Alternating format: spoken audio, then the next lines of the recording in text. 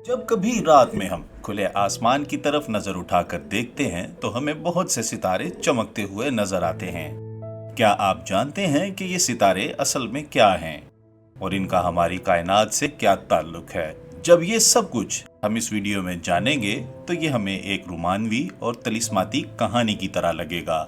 तो नाजरीन, चलें आज हम आपको कायनात के इसी दिलचस्प और पुरअसरार सफर की तरफ लेकर चलते हैं जिसे हम कहते हैं स्पेस यानी खला।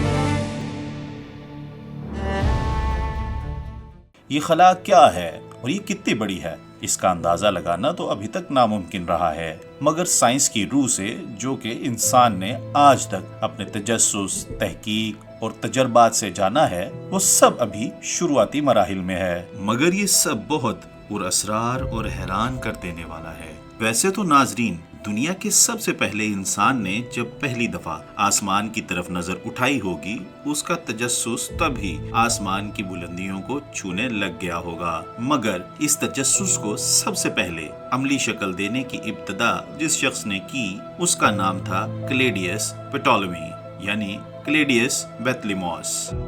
दूसरी सदी ईस्वी।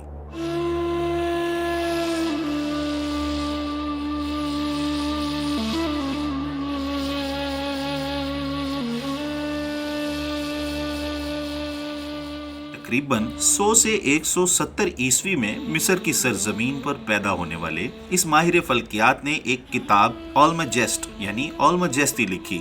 इस किताब में इसने ये नजरिया पेश किया कि जमीन इस कायनात का मरकज है और खला के बाकी तमाम किरदार इसके गिर्द गर्दिश करते हैं यानी चक्कर लगाते हैं। और नाजरीन, इन तमाम किरदारों के बारे में हम इस सीरीज में आगे जाके आपको बताएंगे। बेथलीमोस के इस नजरिए को जियोमेट्रिक मॉडल कहते हैं। इस वक्त के लिहाज से ये एक अजीम नजरिया था जिसको 1400 साल तक दुरुस्त माना जाता रहा। 1400 साल के लंबे सफर के बाद जब साइंस ने जिद्दत की मंजिलों की तरफ बढ़ना शुरू किया तो बहुत से माहिर फल्कियात और इनके मुख्तलिफ नजरियात ने जन्म लिया। और इन माहिरीन में कुछ मुसलमान माहिरीन भी थे, जैसे कि नसीरुद्दीन तुसी, इब्नुल हैसम, अबू रेहान अल बैरूनी सर फहरिस्त हैं।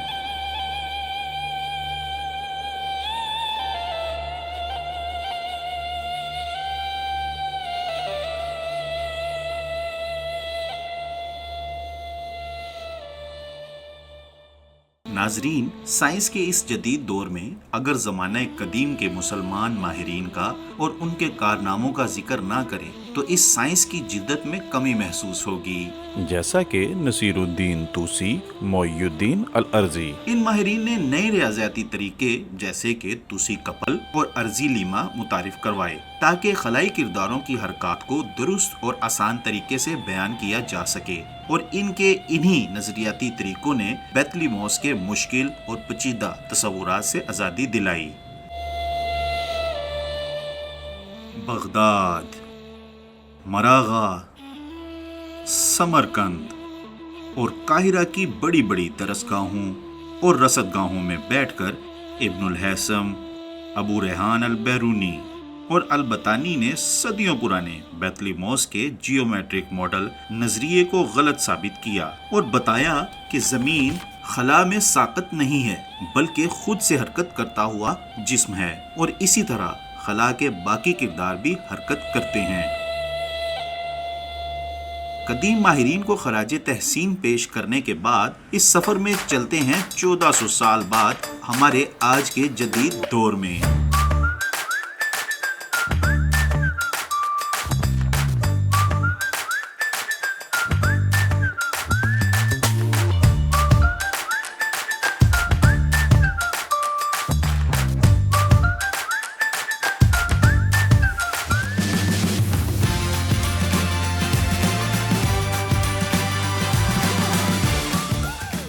ناظرین، ہماری اس خوبصورت دنیا کے ہر شعبے میں انسان نے ترقی کو بہت وسیع حدوں تک پہنچایا ہے۔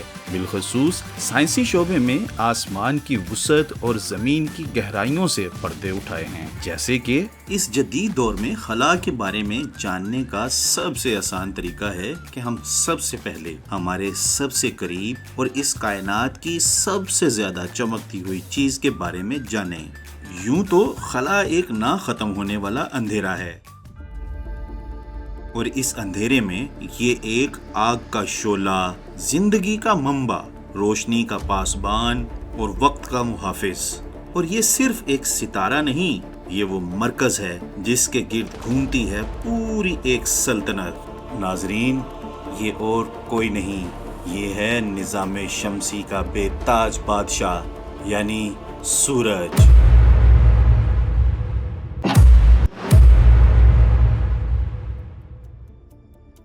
ناظرین، نظام شمسی کا یہ سفر ہمیں سورج کے سینے سے لے کر نیپچون کی یخ بستہ فضاؤں تک لے کر جائے گا۔